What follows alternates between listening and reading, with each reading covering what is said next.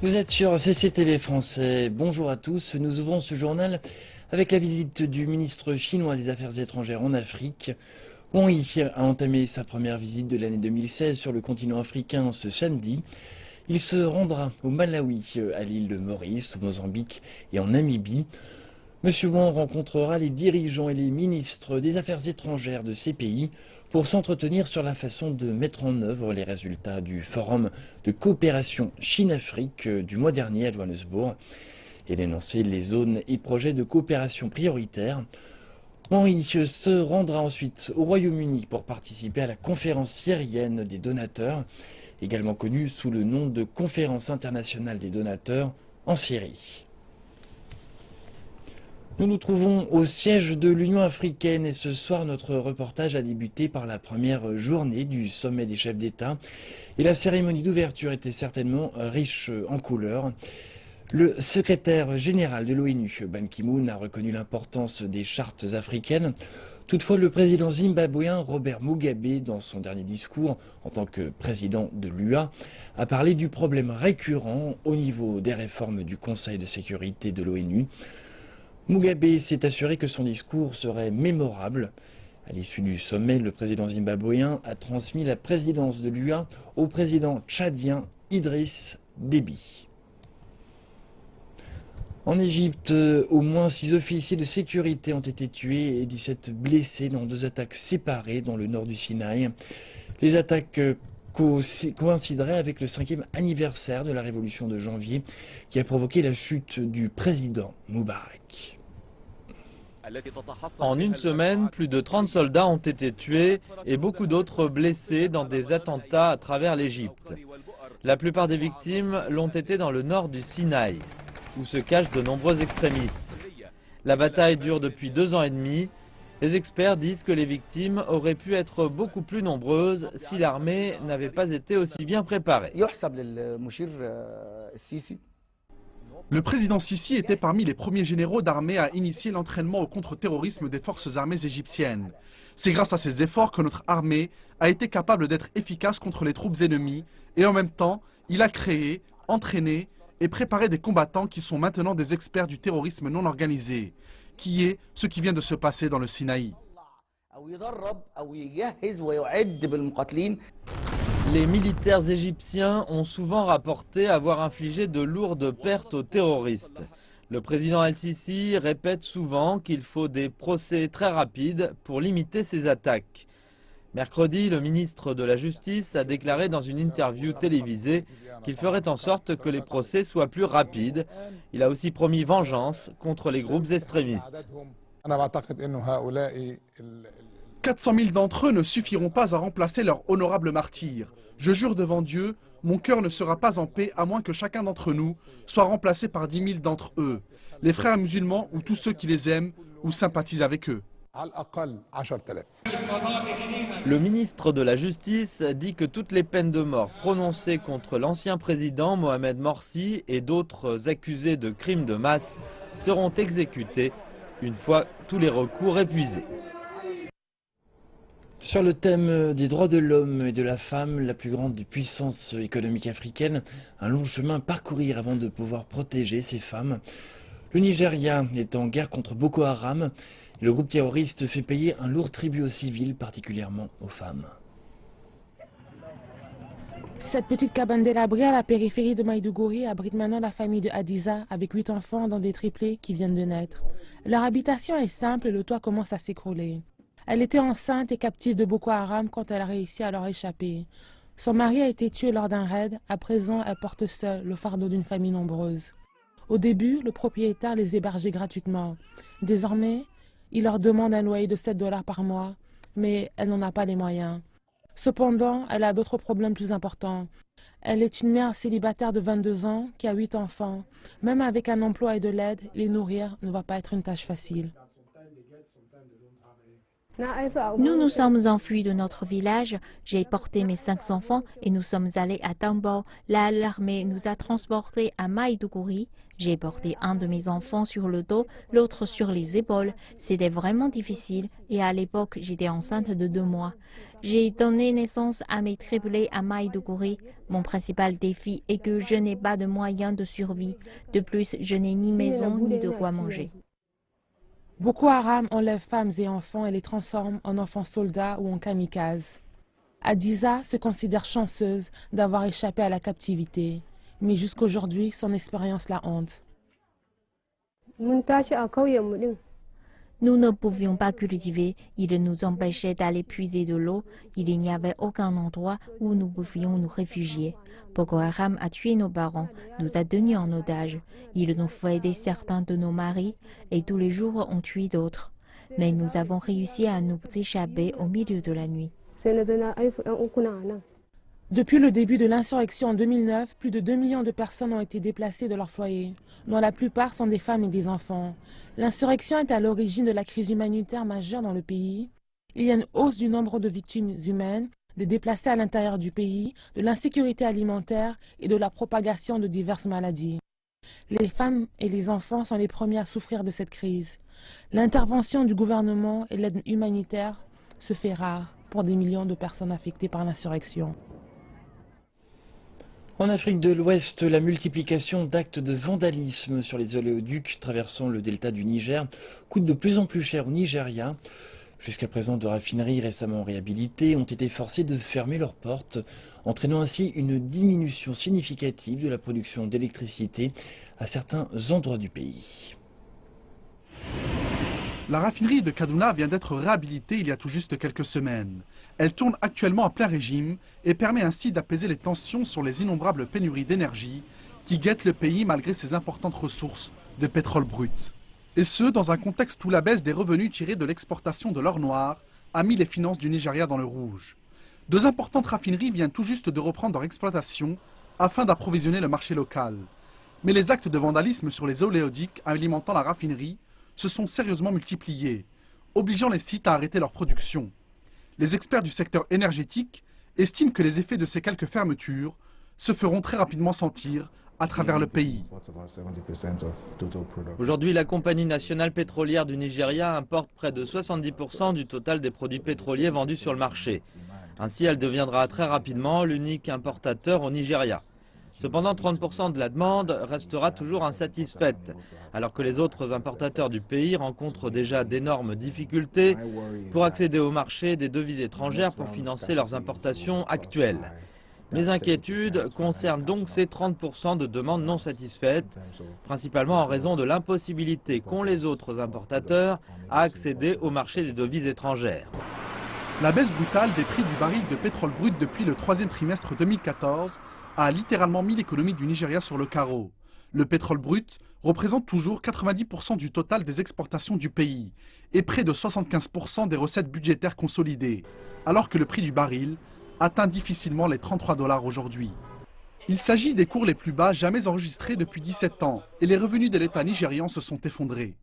La population nigériane consomme en moyenne 30 millions de litres par jour et les autres raffineries que compte le pays produisent difficilement 6 millions de litres quotidiennement. Les importations de pétrole engloutissent à elles seules près de 35% des devises étrangères du Nigeria. Alors que la compagnie nationale pétrolière du Nigeria importe près de 70% du total des produits pétroliers raffinés, les 30% restants sont difficilement importés par des petites entreprises privées qui luttent pour obtenir de précieuses devises auprès du gouvernement, entraînant de fait des pénuries d'approvisionnement fréquentes. Les oléoducs vandalisés transportent également du gaz nécessaire à la production d'électricité, aggravant d'autant plus la chute des approvisionnements énergétiques. Le coût du vandalisme a atteint des proportions énormes. Comme vous le savez déjà, il y a également des gazoducs transportant le gaz nécessaire à la production d'électricité. Ainsi, la diminution de la production a-t-elle entraîné des pénuries d'électricité très fréquentes. Le coût du vandalisme dépasse donc largement le cadre des raffineries de pétrole brut.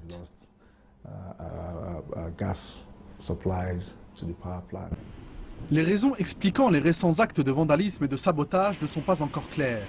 Les infrastructures d'approvisionnement énergétiques du Nigeria restent plus que jamais les cibles privilégiées des groupes armés impliqués dans les activités parallèles de raffinage illégal. Les coûts de remise à niveau et du gaspillage généralisé se chiffrent désormais à plusieurs milliards de dollars pour toute l'économie nigériane.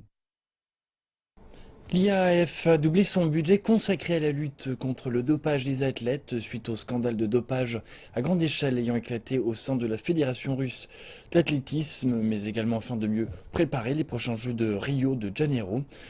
L'organe de gouvernance de l'athlétisme a pour mission de dénicher et d'arrêter les tricheurs partout dans le monde. L'agence antidopage sud-africaine est parmi les meilleurs élèves en Afrique et teste chaque année des milliers d'athlètes conformément aux standards les plus élevés de l'agence mondiale antidopage. L'Institut pour le sport sain en Afrique du Sud teste près de 3000 athlètes par an, conformément aux standards et aux exigences les plus strictes de l'AMAD. L'homme chargé de superviser l'organisation est Khalid Galante. Ce dernier nous rappelle que toute son équipe est fermement dévouée à la lutte contre le dopage en Afrique du Sud et qu'elle faisait tout pour attraper et punir la petite minorité de tricheurs qui se cachent parmi la majorité des sportifs sains sud-africains. Nous restons constamment en alerte pour attraper les athlètes tricheurs.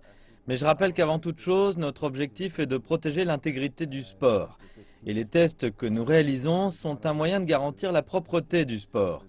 Nous gardons évidemment à l'esprit que notre rôle consiste également à dénicher les tricheurs, mais avant tout, notre but est d'avoir un sport sain. L'Afrique du Sud, sans nul doute, fait figure de très bon élève en la matière.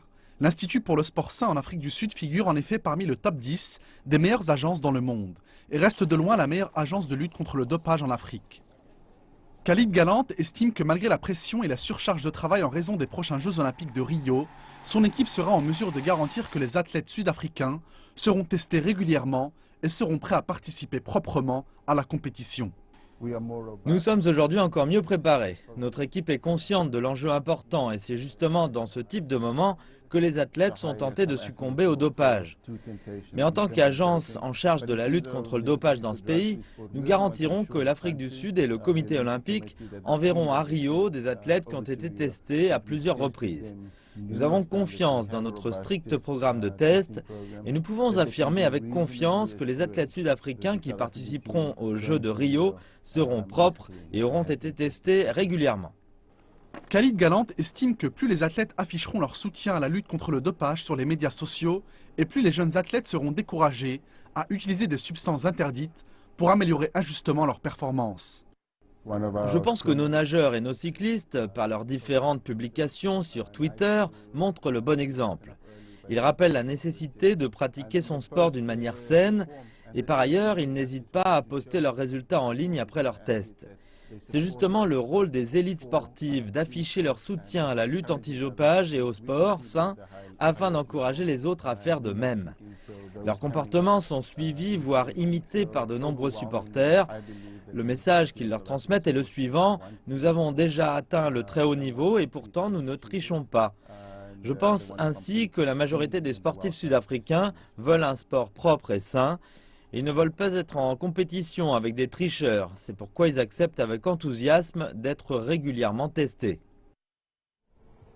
Les experts des questions relatives à l'égalité des sexes estiment que les actions de la Commission de l'Union africaine envoient un message clair quant aux capacités des femmes africaines à diriger. Cependant, les experts restent préoccupés par le système patriarcal dominant et son influence négative sur l'accès des femmes aux postes à responsabilité. Selon Wallace Mgoki, commissaire à l'égalité des sexes, l'Afrique du Sud a largement avancé sur la question des droits des femmes dans le pays. Tout particulièrement avec la disposition sur le principe d'égalité entre les sexes qui est inscrite dans la constitution du pays. Nous avons réalisé des gains grâce à des lois qui ont été votées par le Parlement de notre pays et grâce à la sensibilisation sur la question des droits des femmes véhiculée par les médias. Le chemin a été long dans la quête pour la promotion et la protection des droits des femmes. Et c'est certainement aussi le cas sur tout le continent. Nous avons beaucoup de choses à célébrer, mais le défi, c'est la mise en œuvre. Oui, nous avons des lois incroyables, nous avons des refuges pour femmes, nous avons des femmes ministres, des femmes porte-parole, Mais le premier défi dans ce pays, c'est la pauvreté. Et la pauvreté, ici et dans le reste du monde, a le visage d'une femme et d'une petite fille. Le docteur Gertrude Fester est une ex-membre du Parlement et commissaire à l'égalité des sexes. Elle a la conviction que les droits des femmes devraient être mis en application de façon plus efficace par les gouvernements africains, et tout particulièrement lorsqu'il s'agit de problèmes tels que la violence et les abus contre les femmes. J'ai moi aussi eu un mari qui pensait avoir le droit de me battre. J'ai dit non. Nous avons des femmes ministres, nous avons des femmes dans les plus hauts échelons, mais si ce n'est pas accompagné par la force, la culture et la remise en cause du patriarcat jusqu'à sa démolition, alors le problème ne sera pas complètement réglé. Oui, nous avons un peu avancé, mais pas assez. Je dis toujours, comment mettez-vous en œuvre les politiques qui sont établies dans les salles de réunion? Comment faites-vous pour qu'elles s'appliquent dans les chambres à coucher? Vous savez, le patriarcat est endémique. Pas seulement dans notre pays, mais à travers tout le continent. Et le patriarcat est aussi répandu et têtu que cette maladie qu'est le racisme. L'une de mes grandes joies à l'âge de 67 ans a été d'être plus réceptif à la douleur des femmes et de me repentir moi-même de la façon dont j'ai traité ma propre femme avec cet état d'esprit patriarcal et comment cela a eu des conséquences dans ma façon d'élever mes propres filles. Lorsque j'ai réalisé tout ça et que mon esprit s'est libéré, j'ai ressenti une grande joie. Les taxis minibus au Kenya, connus sous le nom de Matatus, sont un phénomène culturel du pays. Ils sont connus pour leurs graffitis et leur musique forte, mais cet art pourrait bientôt disparaître car les régulateurs de transport du pays ont commencé à instaurer des mesures de répression, disant que la musique élevée et certains matériaux réfléchissants sont des risques pour la sécurité routière. Heure de pointe à Nairobi. Pour la plupart des Kenyans, les matatus ont toujours été la meilleure option, car ils sont efficaces et pratiques dans un pays où la circulation est souvent congestionnée. Mais plus qu'un moyen de transport, il s'agit d'un symbole culturel. Des illustrations phénoménales qui envoient des messages de manière très créative. L'intérieur du véhicule est tout aussi accrocheur. De grands écrans, des enceintes à pleine puissance et le Wi-Fi gratuit. Le craft et la customisation d'un matatu sont très importants dans cette industrie. Plus tu customises ton véhicule, plus les clients paieront et les jeunes adorent ça. Et un jour, tu veux te faire plein d'argent si ton matatu est super customisé. Et les clients sont tout à fait d'accord. Premièrement, car ils sont très rapides. Deuxièmement, ils se chevauchent, donc vous n'êtes pas coincé dans la circulation. Et grâce à la musique, vous vous relaxez. Je préfère choisir ce matatu car le graffiti dessus me rend cool. Je suis cool, vous voyez. Mais derrière ce savoir-faire artistique se trouve une industrie multimillionnaire créée par des jeunes concepteurs créatifs. Kevin Muchiri, connu au Kenya sous l'alias de Kev's Auto, est l'un des fondateurs. Il est dans cette industrie depuis 5 ans. Tout cela dépend du client. Un client peut vouloir un thème hip-hop, un autre un thème gospel et encore un autre un thème football. Vous vous asseyez et vous discutez du thème. Il s'agit d'un système complexe qui n'est pas si bon marché. La customisation d'un matatu peut prendre jusqu'à 2 mois. Pour obtenir un produit complet, le propriétaire doit débourser $10 000 américains. C'est un bon commerce. Il me permet de joindre le bout avec ma famille et d'autres choses que je fais. Par exemple, dans un mois, j'aurai 3 véhicules et je vais pouvoir gagner beaucoup d'argent, de 150 à 200 en fonction du client. Kevin gagne approximativement de 1500 à $2000 américains par mois, ce qui n'est pas mal pour un pays avec un fort taux de chômage. Ricky Choda est le directeur de cette industrie. Nous employons près de 200 personnes dans les départements des sièges, des coussins, des fenêtres et des cadres. Mais cette industrie multimillionnaire est souvent menacée car les régulateurs de transport du pays se sont embarqués dans la chasse à matatus. Ils disent que les matatus sont dangereux pour la sécurité des routes kenyanes. Certaines voitures possèdent un volume sonore très élevé et la lumière à l'intérieur du véhicule est telle que vous ne voyez pas qui est à l'intérieur. Ce sont ces genres de choses qui sont dangereuses pour la population. Les matatus créent également de nombreux accidents de la route et nous voulons empêcher ça. De nombreuses personnes se plaignent également du caractère obscène des illustrations, disant qu'elles se rapprochent de la pornographie. Les mesures de répression ont commencé il y a 5 jours et la plupart des matatus restent soudés. Certains ont commencé à enlever les graffitis, mais d'autres sont inflexibles. Les régulateurs de transport du pays ont commencé à instaurer des mesures de répression sur les matatus fortement customisés afin de garantir la sécurité des routes. Les personnes qui se définissent par la culture du matatu cherchent un compromis pour maintenir la sécurité des routes tout en protégeant l'industrie créative afin de continuer à créer du talent et à fournir de nombreux emplois, si nécessaire, aux jeunes Kenyans. C'est mon commerce. Je ne vois rien d'obscène ni d'illégal sur ce véhicule. Je ne comprends pas pourquoi ils nous demandent d'enlever les graffitis alors que nous essayons de sauver la culture matatu. C'est mon principal combat. Mais l'autorité nationale de transport et de sécurité ne recule pas et 500 000 emplois sont en jeu.